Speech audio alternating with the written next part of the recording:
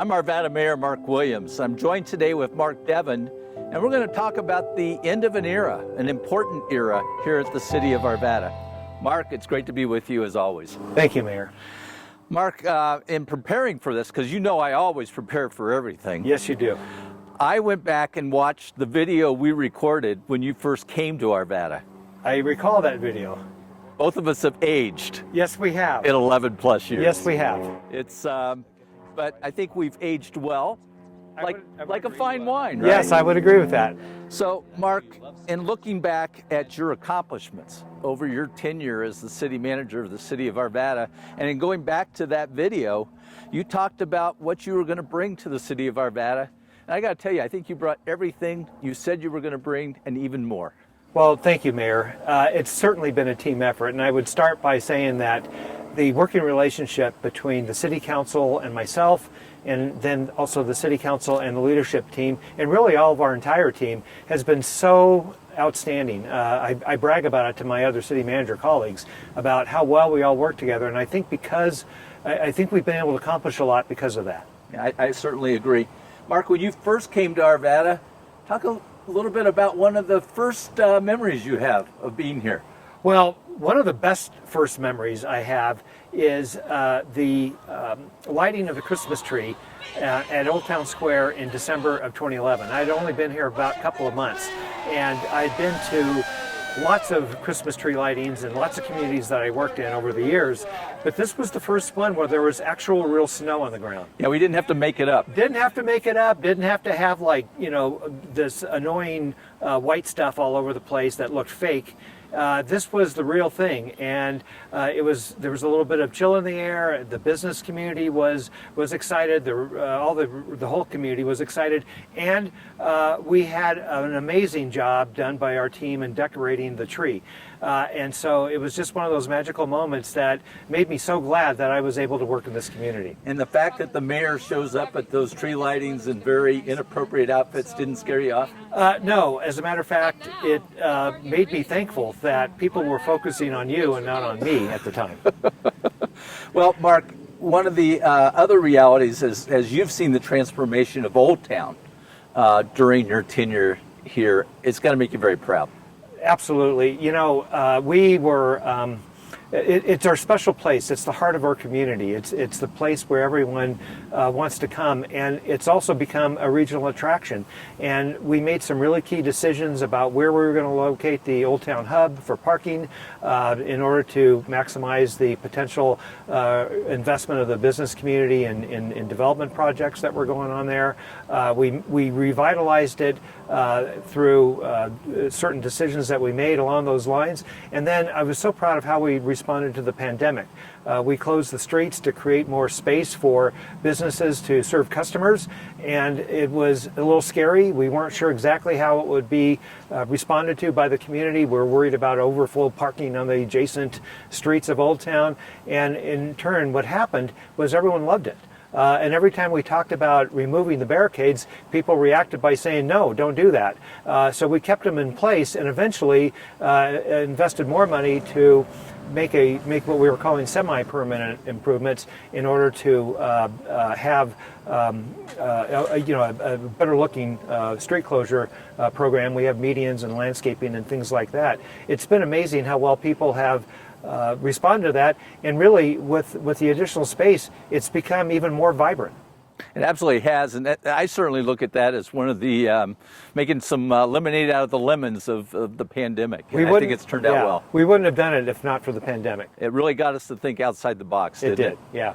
And Mark, another big accomplishment during your tenure here has been our roads and putting more money into our infrastructure. Talk about that. Well, when I got here, one of the first things that I saw was that we had roads that looked like they needed attention. So I started asking our team at the time how much we were investing in roads, and it was about $2.5 million. And so we made a determined effort to increase that over the years as we were able to see our economy become resilient and vibrant and generate more in the way of sales tax. And our investment now is getting close to 12 million. It's a little under 12 million what we're proposing in the 2023 budget, and our 2024 budget will take it over 12 million. And I'm proud of the fact that we've been able to do that without raising taxes. We did try for a tax increase, it failed, and we didn't deter from that. At the time we were investing $6 million in the roads, and we've doubled it since then. Right. So I am proud of that. Another thing you brought to us, which I fully supported, was 10-year budgeting. Why is that so important for us? It forces us to think long term. So instead of looking at our annual budget as a 1 year or in our case 2 year program, we want to make sure that we can sustain the investments we're making in facilities, in people, in healthcare, and all the things that we make investments in.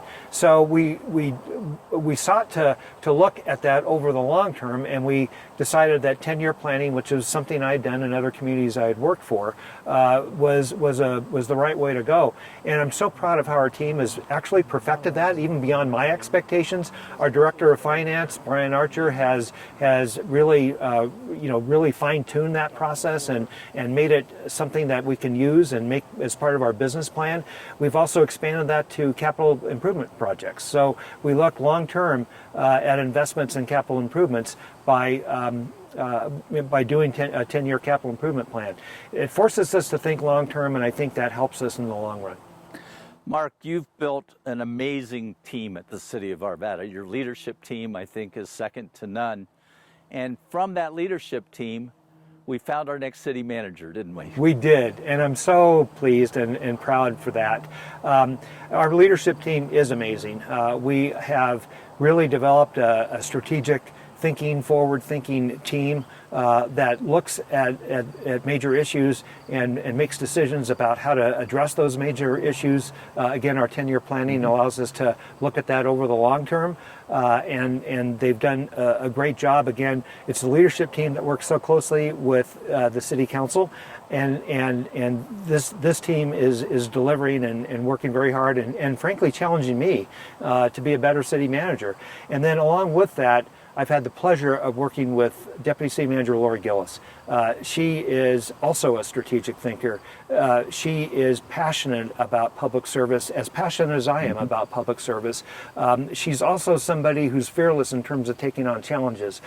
So having the opportunity to work with her for about 8 years, she came to work here in 2014, has been a real source of happiness for me in terms of having somebody like that to lean on and work with and kind of be a wingman. And now she has the opportunity to step out and take the lead. The City Council made a great decision to appoint her, and she's going to do a terrific job. I know one of the things that we've looked at is succession planning, right, and how important that is. And actually, we were a little short in that area before. We were definitely short in that area. In fact, as you know, Mayor, we have participated in a process to drive excellence called the Malcolm Baldrige National Quality Award. And one of the shortcomings that they identified during one of our sessions with them is that we did not have succession planning committed to at the executive level. And I think at the time we were thinking, well, that's really the City Council's decision. But they actually pushed back on us and said, no, you need to, as an executive, take the steps to ensure that you have a successor that the City Council would be interested in appointing. So at that time, Lori and I sat down and I asked her if she might be interested in being city manager one day. And I think her first response is, "Are you kidding me?" But her next response was, "Yes, I'm absolutely interested in that." So we participated in a plan to provide her with some additional training, some additional exposure to the City Council, some very tough projects that she took on, including waste hauling, and she just was outstanding all through the process. Yeah, we're thrilled that you gave her that training and really teed her up to be able to take over this position. Yeah, and let me just be clear, she earned it. She absolutely earned did. it, and I'm proud of how hard she worked. Mark, you're getting ready to retire. Over the years, you and I talked about we were going to ride off in the sunset together, but you decided to leave a year before I'm leaving. Why is that? Yes, Mayor, and I'm feeling totally guilty about that. The reason why is because I felt that it would be best if we would have the city manager selection process in a non-election year. Mm-hmm. Not that the election year would have necessarily caused it to be a problem, but I felt like there would be more stability in a non-election year, and would also free the city council up to really devote the time into the selection process instead of perhaps looking at, campaigning and things along those lines. So I felt it would be better to go 1 year ahead, and I know that broke my promise that we made, but I also felt that it would be better for the organization and the community and our employees if we made the transition during a non-election year. You took one for the team. Took one for the team. Speaking of teams, having come from California to God's country in Colorado, who's your favorite football team? The Denver Broncos. And I might add, Colorado Avalanche, Denver Nuggets, and the Colorado Rockies. We finally got you trained right. Yes, you did. And while I'm on that discussion, I definitely will be, Shelley and I, my wife Shelley and I, will be continuing to live here in Colorado, in Arvada, and we've actually had 4 of our 5 kids move here. So I apologize to all the people that don't like in-migration, but our family's established this place as our home. As you move into retirement, one thing I know you won't be doing is playing golf. Is that right? I really am terrible at golf. In fact, my wife is actually a much better player, which is very embarrassing when we're trying to play together. So I'll be finding other pursuits. And you've got a little vacation coming up after you retire. We do have a vacation coming up. We're excited to go to Europe and take a cruise on the Danube River, and I think it's called the Christmas Market Cruise, and we're really looking forward to that. Well, you've earned it, Mark. You've done an incredible job for the city of Arvada. You certainly delivered on everything you said you were going to bring to us almost 12 years ago. You've been amazing, and we thank you for your service, your commitment to the city. You've really been an important part of the success that we've had. Thank you. Thank you, Mayor. Thank you. I really appreciate that, and it's been a team effort all the way. You can see why Mark Deven has been such an important part of our community and what great leadership he provided. Thank you for watching. We look forward to seeing you next time.